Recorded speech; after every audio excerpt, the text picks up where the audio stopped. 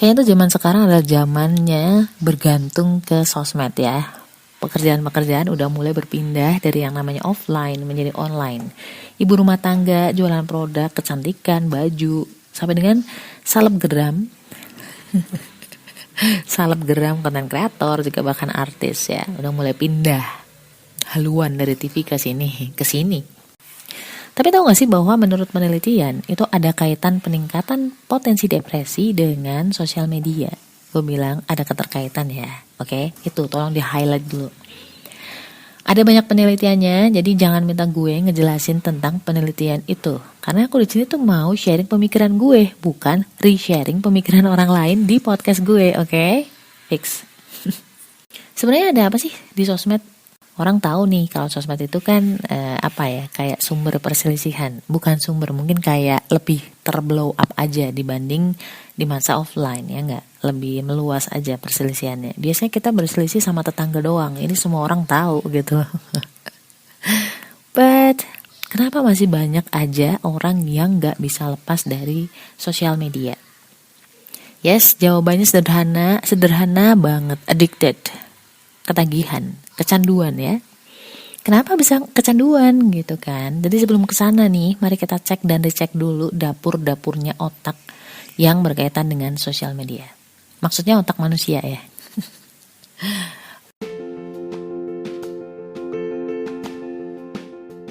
Assalamualaikum warahmatullahi wabarakatuh. Hai, ini Ria, kamu lagi ada di podcast Self Healing, podcastmu yang sedang belajar berdamai dengan luka melalui psikologi Islam.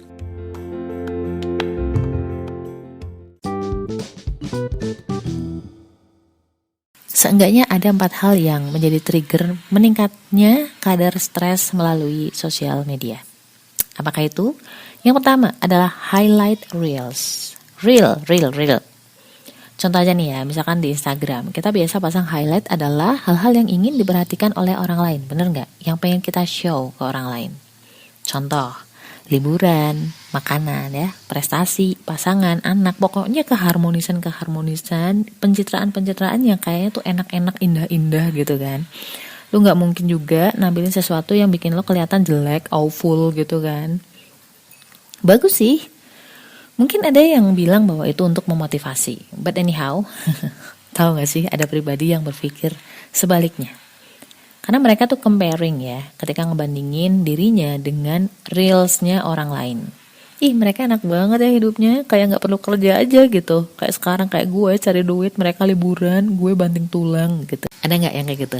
Itu kerja otak tanpa sadar loh. Kerja otak bawah sadar, otomatis gitu. Kita ngebandingin gitu, walaupun mungkin gak ngomong secara verbal, gak keluar, tapi otak kita atau hati kita, batin kita kadang kayak gitu. Sebenarnya dampak dari poin ini belum terlalu parah. Tapi tahu gak sih bahwa ini adalah pintu menuju stresor atau trigger stres selanjutnya. Yang kedua adalah social currency. Mungkin kalian sering dengar kata-kata ini, social currency ya. Mata uang sosial, apa pula itu? Social currency adalah ukuran kekuatan atau pengaruh seseorang dalam kelompok sosial tertentu. Jadi di era sekarang tuh yang diperjualbelikan bukan lagi barang, tapi kitalah sebagai pengguna yang disebut social currency. Kok bisa? Misalnya ya, upload tas merek lalalala lele gitu. Kalau gue yang upload, yang like paling cuma berapa biji, 2 paling 5. Tapi kalau misalkan yang upload adalah ibu, bunda si Rachel V-nya atau siapa kayak lah, gue gak terlalu kenal influencer zaman sekarang by the way, yang like itu bisa jutaan bro, bener. Nah, social currency yang V-nya miliki jelas lebih bernilai dibanding social currency yang gue punya. Karena follower gue paling berapa sih dibanding si Raven kan. Makin banyak yang like, makin banyak yang komen, makin social currency-nya kita itu naik. Famousnya berapalah gitu. Semacam ukuran ketenaran seseorang. Ya, kenapa sih banyak orang follow? Karena mereka percaya sama yang dia follow gitu loh. Kalau orang dipercaya mau pakai apapun orang kayak kepengen ikutan ya gak sih? Ups, jangan salah, ternyata ini juga stresor. Stresor tuh kayak hal yang membuat kita tambah stres, itu stresor namanya. Karena nyatanya ketika ada yang like atau komen baik, komen positif di postingan kita, itu ada semacam hormon dopamin yang rilis ya, keluar, hormon bahagia. Ngerasa diterima ya. Begitu juga sebaliknya ketika ada yang nge-dislike, ada komen hate, ada hormon stres yang keluar. Semacam perasaan ditolak gitu loh. Secara nggak langsung nih berpengaruh kepada self-worth atau rasa berharganya kita. Dan ini menuju ke stressor selanjutnya, FOMO, ketiga ya, FOMO, fear of missing out. Ada perasaan takut ketinggalan ya, ketinggalan isu, ketinggalan gosip, ketinggalan informasi, merasa kudet, ketinggalan fashion, ketinggalan momen viral. Apa nih yang viral nih, gitu kan. Banyak juga tuh konten-konten kreator atau influencer yang ngejar bikin komen or story sesuatu yang lagi viral. Misalnya kayak kasus Sunho, kasus apa lagi ya. Pokoknya banyak lah. Itu lumayan loh. Dan itu ada rasa takut kehilangan kesempatan emas, katanya gitu.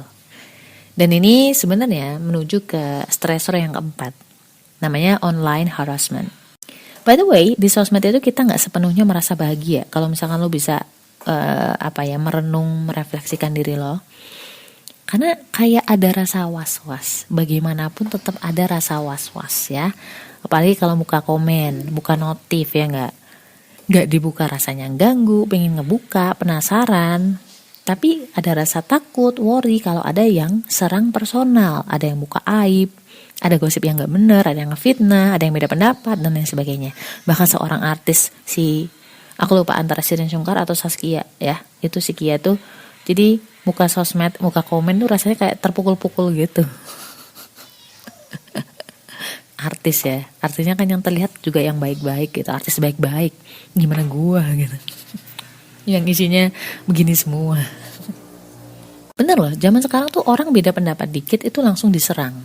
Bukan kontennya malah, mereka serangnya personal. Karena gak punya cukup ilmu untuk ngedebat dengan pemikiran. Ya pakai ilmu ad hominem aja kan, serang personal gitu. Finally berantem deh, karena saling gak terima. Padahal namanya ilmu manusia, bahkan agama, beda itu biasa. Ya kali semua orang kudu percaya paham yang kamu percaya. Mungkin yang pada komen hate tuh mikir ya, alah gitu doang, alah bercanda ini, gak usah baper deh, kan buat lucu-lucuan juga gitu kan, menggampangkan. Penangkapan orang itu bisa beda-beda cuy. Fokus atau sesuatu yang gak penting oleh masing-masing orang itu beda, sangat relatif. Emangnya lo mau ketika lagi ada masalah yang sangat berat, terus lu curhat, digampangin sama teman lo, alah gitu doang. Di Amerika tahun 2010 ada seorang anak namanya Tyler Clementi, bunuh diri karena fotonya diupload ke Twitter sama teman sekamarnya ya. Foto kiss-kissan sama cowoknya gitu. Dia cowok, terus kiss sama cowoknya. Jadi menurut temannya itu kayak hal biasa gitu loh, buat lucu-lucuan aja gitu. Tapi siapa sangka itu hal berat buat dia. Ya mungkin dia takut kan tanggapan ortunya kayak apa, kita gak pernah tahu. Keempat hal tadi itu bisa memicu hormon stres. Kalau cuma 1-2 kali mungkin gak akan terlalu berdampak. Tapi gimana kalau terus-terusan gitu ya. Apalagi kalau udah addicted, ketagihan. Tahu gak sih menurut Canadian Association of Mental Health, 7 dari 10 siswa yang mengonsumsi sosmed 2 jam per hari itu berpotensi lebih tinggi terkena depresi, serangan kecemasan dan juga pikiran untuk bunuh diri. Coba lah hayo, kita berapa jam? Gue yakin pasti lebih dari 2 jam sehari. Apalagi buat ibu-ibu yang jualan di sosmed, hati-hati ya cuy.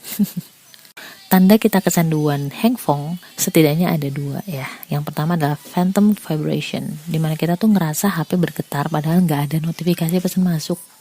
Dan yang kedua, kalau kita kehilangan fokus dan gatel pengen buka notifikasi or komen, baik lagi belajar atau melakukan kegiatan lainnya. Ini golongan darah B banget nih. Kembali ke pertanyaan awal, apakah sosial media menyebabkan depresi dan mental illness lainnya? Jawabannya, salah. Jawabannya tergantung. Karena pada kenyataannya sosmed hanyalah alat. Kita nggak bisa salahin pisau ketika tangan kita berdarah kena pisau pas lagi ngiris bawang. Sosmed itu ada di genggaman kita, tergantung mau dipakai buat apa. Faktanya, kita bisa memakainya buat berkomunikasi, mencari data, mencari kajian ya, bikin riset atau sosial eksperimen dan lain-lainnya. Ada satu cara sih sebenarnya, niat. ikhlas gitu. Ikhlas itu tuh bukan artinya ridho ya, kayak kita ngasih ke orang terus dibalas ngomong gini, aku ikhlas kok. Bukan. Itu bukan ikhlas, namanya ridho namanya. Ikhlas adalah meniatkan sesuatu tuh hanya mencari ridhonya Allah, gak ada niatan lain kecuali Allah. Misalnya ya, kita bikin konten nih, kalau niatnya karena Allah, ada atau nggak ada yang like, yang nonton, ya kita tetap semangat gitu. Ada atau nggak ada yang komen positif, kalau niatnya Allah ya tetap ngonten sesuai prinsip kebenaran. Bukan hanya ribut mencari pembenaran masing-masing, ya nggak? Kalau niatnya benar, kita juga nggak akan habisin waktu berjam-jam sampai mengabaikan kewajiban yang utama. Let's say ngurus anak. Kalau ada komen hate juga nggak perlu diurusin ya. Kadang mereka bukan nggak setuju sama konten kita, kadang ya nggak suka aja, malu. Kan ada tuh orang yang ngerasa kesamber ketika kita ngomongin sesuatu padahal bukan tentang dia gitu. Ada, banyak malah. Cukup bilang hasbiyallah wa ni'mal wakil. Cukup bagi kita Allah. Ini juga pengingat kita, setiap komen, setiap like dan dislike nanti akan ada tanggung jawabnya ke Allah. Bakal ditanya, kenapa like dan kenapa dislike? Apakah alasannya karena dunia, ego pribadi, atau memang mentauhidkan Allah? Beware ya, Allah Maha melihat dan ada malaikat yang selalu membersamai dalam setiap catatan amal. Siapa coba? Rokib dan Atid. Nah, pelajaran TK tuh. So, itu tergantung niat kita. Again, kembali tergantung jawabannya. Stay love and assalamualaikum warahmatullahi wabarakatuh.